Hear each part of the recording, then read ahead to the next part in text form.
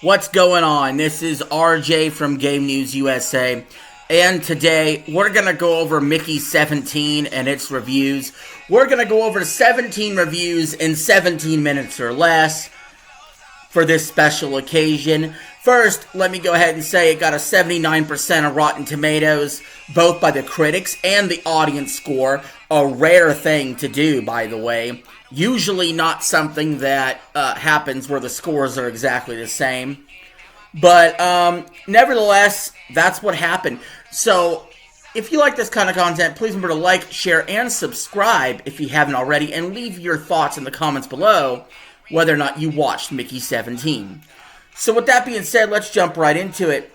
Review number 1 says Mickey 17 works well has a black comedy, but when it shifts into a more serious territory, it struggles very quickly. A black comedy? Isn't the main character white? That's weird. Review number 2. Mickey 17 is a Bong Joon-ho film for the fans of Okja and Snowpiercer. Our generation's liveliest, most earnest director is back. That seems like a little bit of a stretch, if you know what I mean. Review number 3. Both laugh and loud, funny, and incredibly profound. It's hard to see any big budget movies matching this for cinematic delight. Again, press X to doubt. I mean, what's the budget on this thing? There's no way it could be that professionally done. Not in the trailer I seen. Review number 4. And by the way, these are all fresh tomatoes so far. Review number 4 is a fresh tomato, says, with a star-studded cast led by an excellent Robert Pattinson and a captivating audiovisual style, the South Korean filmmaker reinforces his status as one of the most creative directors working today.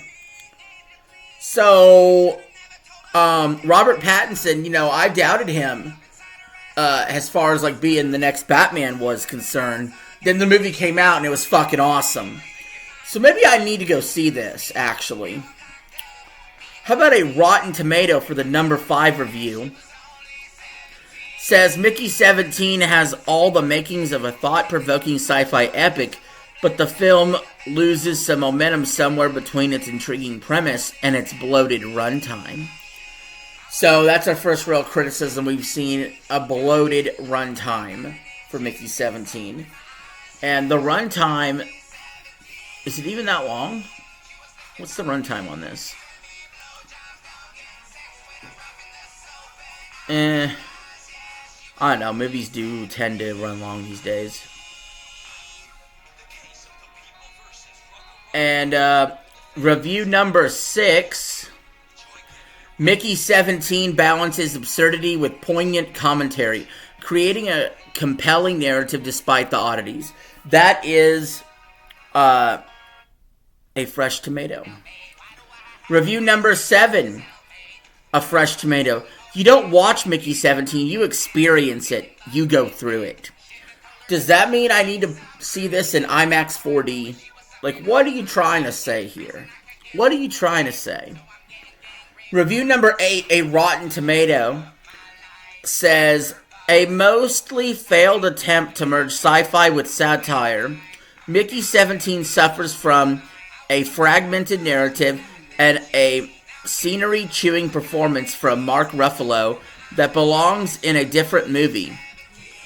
So that's our first, real substantial criticism, in my opinion.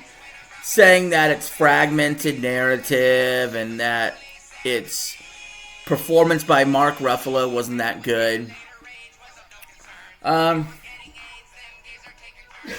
Let's see, that was 1, 2, 3, 4, 5, 6... 7, 8. Review number 9. Mickey 17 is a work of maverick impersonation with a genuinely subversive streak. One sadly suspects we won't see its likes again out of a Hollywood movie, at least for another 4 years. Ouch. But a fresh tomato. A fresh tomato for review number 10. A darkly comedic sci-fi thriller that finds glimmers or light within the dystopian darkness. Review number 11 is a Rotten Tomato. Nothing counts. Everything is about a gonzo attitude that is derivative and amused only with itself. I've seen movies like that. It can be pretty annoying, but there's always a cult following for movies like that. Review number 12. Mickey 17 is a quirky space comedy wrapped up in a biting social satire that all contains one heck of a gigantic heart. That is a fresh tomato there. How about a fresh tomato? Review number 13 has if Snowpiercer and Okja had a creative baby, while considerably broader than its masterpiece, Parasite, Bong Joon-ho continues to delight and entertain with his zany yet biting commentary on capitalism, socioeconomic hierarchy, and environmentalism. That makes me not want to see the movie. I'm tired of movies just bashing the fuck out of capitalism and then asking you to pay money to go see it. That's fucking stupid. That is fucking dumb. Now, if somebody puts out a movie and says it's free to everybody, this is a communistic movie free to everybody, I'd actually support that more. I actually think that would be more in line with their values. But you can't bash capitalism and sell someone a product. That's fucking stupid. I don't care what side of the aisle you land on. Review number 14, a fresh tomato.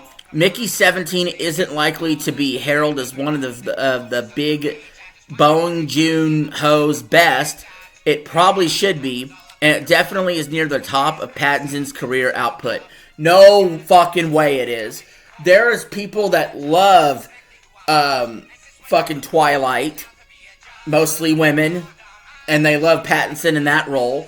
There's old heads who loved him in The Lighthouse, okay? And then there's guys like me that appreciate Pattinson in Batman. That's where he shined. Especially as Bruce Wayne. And as the Batman. Has both sides, honestly.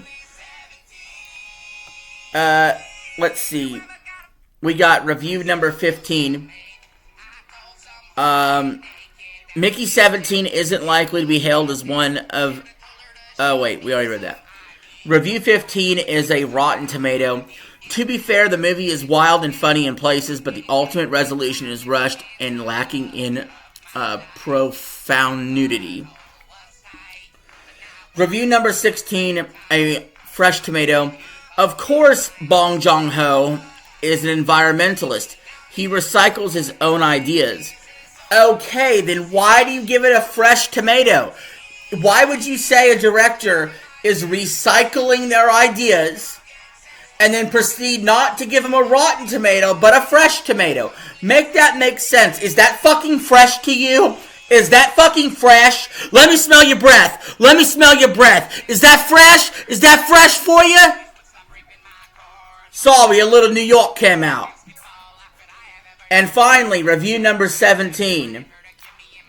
A Rotten Tomato. The big budget world Bong creates never quite lives up to the promise.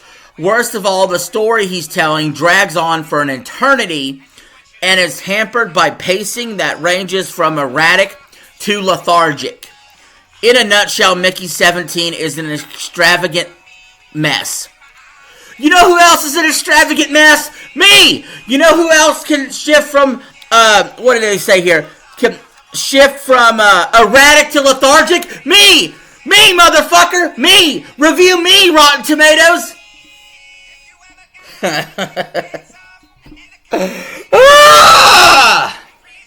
With that being said, guys, that was this review. Thank you for watching the channel. If you still haven't hit the unsubscribe button, I appreciate it. Peace. Have a good one.